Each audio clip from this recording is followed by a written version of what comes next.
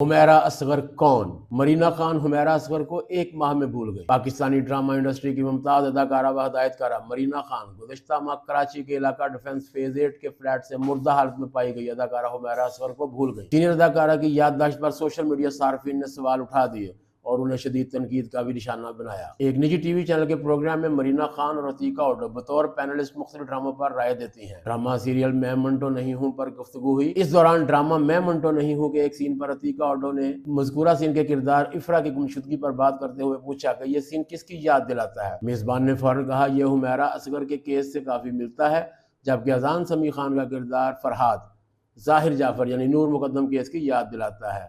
मेज़बान का जवाब सुनकर मरीना खान ने लाइल्मी का इजहार किया और सवाल किया कि हुमैरा असगर कौन है, जिस पर अतीका ओडो ने हैरत से जवाब दिया और उन्हें याद दिलाया कि ये वो लड़की है जो अपने फ्लैट में मुर्दा पाई गई थी। सार्फिन ने मरीना खान को शदीद तनकीद का निशाना बनाया और उनकी गैर हाजिर दिमागी पर सवाल किया कि क्या अदाकारा को डिमेंशिया का मर्ज है, उन्हें जांच करवाने की जरूरत है, जबकि कुछ सार्फिन ने उन्हें बेहिस्स और लापरवाह भी करार दिया।